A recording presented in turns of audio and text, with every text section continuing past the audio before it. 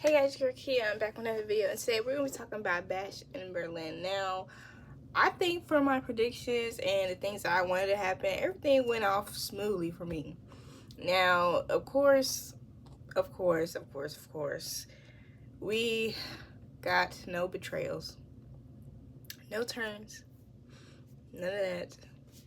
But I think that this was a pretty solid PLE in my opinion. I feel as though every match was good. There was no match where I was like, okay, time's up. I'm tired of this. Every match had me wanting to look at the match, wanting me to pay attention to everything that was going on. And they started it off with the Cody Rhodes and Kevin Owens match, which of course made sense to me. I feel as though the way they advertised the whole PLE, it was really focusing on the World Heavyweight Championship. And I'm going to be honest when it comes to this match. I really feel as though Kevin Owens and Cody Rhodes have great chemistry together, and Kevin Owens really never disappoints when he's in the ring because he stuns me every time.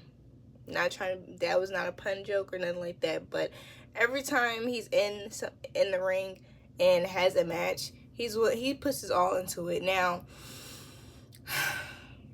I'm going to say this, and this is no hate at all. I don't really care for the fact that when it came to Kevin Owens, he put 2 stunners in this man, and apparently he's working on a bad knee. His ribs were hurting during the match, but he took 2 stunners and that didn't take him out.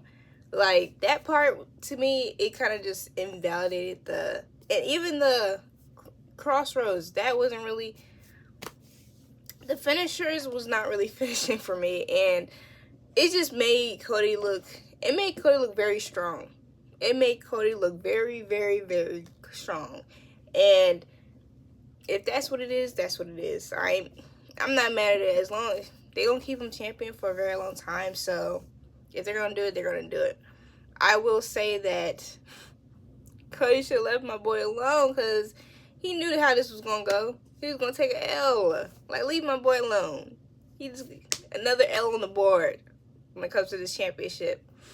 I guess we're getting Solo and Cody Rhodes and Bad Blood, which I really disagree with that. I like Solo, and I feel as though I'm one of those people that think that that SummerSlam match with SummerSlam match with Cody Rhodes and Solo was actually good. I think that was a pretty good match, and I think Solo showed that he should be in spots like this.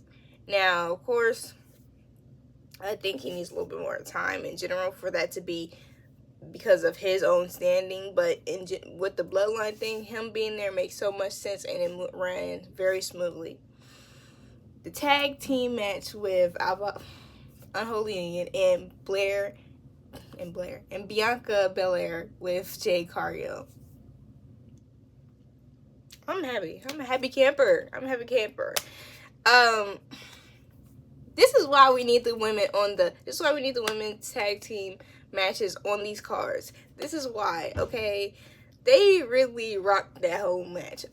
Both teams rocked that whole match. Everybody did what needed to be done. And when it comes to like the women's division from the Divas era, they've always known that when it comes to the minutes that we are given, we need to rock out, so they know what we have and the ability that we have to really rock out in any situation. And that's what these women did, and I'm just so proud. I'm so proud of Bianca and Jade, because they are back, our women's tag team champions, and they deserve it. Now, the MVP of that match really has to go to Bianca, because the way she was getting beat down, she was getting beat down so bad. But it's cool. And we got back to that finisher they had when they use each other. Y'all know that I love that. That's that move. Now, I will say this, and I do think they should keep the belts, Bianca and Jade, but I want to see a rematch. I want to see a rematch between these two women. No interferences or nothing like that, because they have great chemistry together. They just do. And I enjoyed all of it. The strap match was CM Punk and Drew McIntyre. Now, Drew thinks this is his... Punk thinks this is his last time fighting Drew, but we know it's not. We know it's not, because Drew can't get himself away from Punk. He can't get himself away from Punk. It's like Drew wants something from Punk, and we don't know what it is, but I don't think Drew knows what it is either, because this, I don't get it. But Punk took the dub, which I said he was going to, and the way he took it, 4 GTSs, I couldn't have made that better than myself. You know what I'm saying? That right there, when they both had chances to tap the 4 corners but decided not to because they both were haters. Yeah, they did their thing. I was like, we bleeding. Punk was bleeding and everything. I was like, oh, this might last for a while. We might get them at bad blood. I'm sorry. We might get them at bad blood. I ain't gonna be mad at it. We could have a triple threat with CM Punk, Seth, and Drew. If we really want to go crazy with it, if we really want to fantasy book it, those 3 could have a match at Bad Blood, and we should really have it, and there will be blood. Now, finally, Punk took back the bracelet, but, you know what I'm saying, he kissed it while the bracelet was, you know, in Drew's trunks. I think he forgot that very important part, but at least it's found its home. But that bracelet has gone everywhere. That bracelet, hey, like I said, the girl that made that bracelet deserves a little cut of something, because that bracelet's been everywhere. If they started selling that in the merch store, I wouldn't be mad at it. I feel like that will sell so bad. Now, my girl Rhea got her payback. But we had the mixed tag team match with the Terror Twins versus Liv and Dom. Of course, they all did their thing. They did their thing, honestly. Now, what happened in that match? Dom got brutalized. That man was getting brutalized by Rhea and Damian. And Rhea decided to take a little memory lane back and strangle him in the corner. That right there adds insult to injury, especially because apparently he said that he hated that moment. But here we are. My girl pinned Liv Morgan, so I feel as though that's obviously going to lead to a rematch for the Women's Heavyweight Championship. And I don't know though how they will go with this, because in that match we had a interference with the Judgment Day.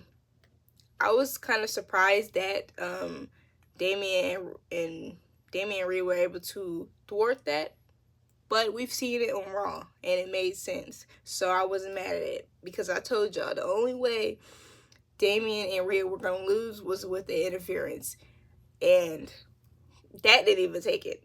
That didn't even do anything.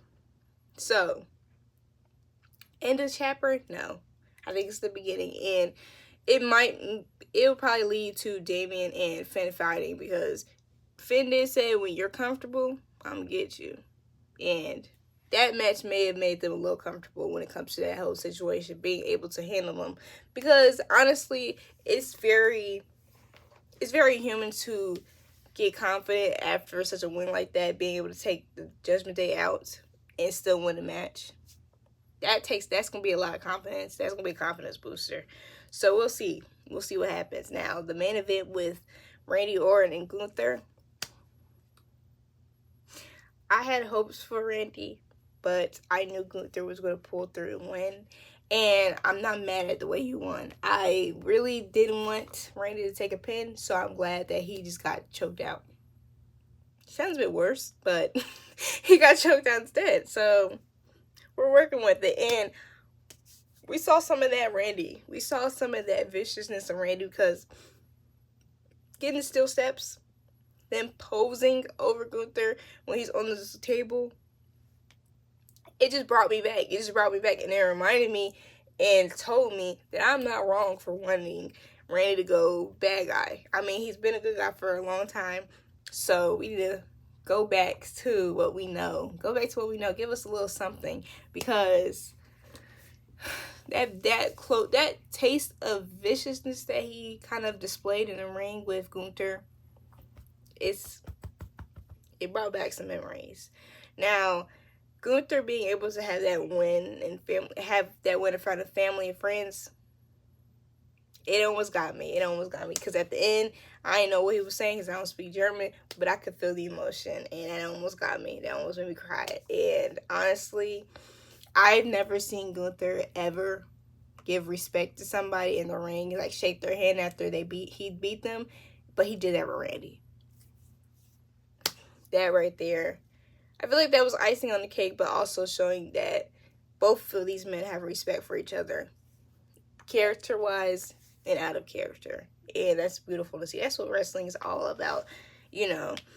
Now, Kaiser being the one announcing Gunther, icing on the cake. Icing on the cake. And that relationship, heartwarming as well.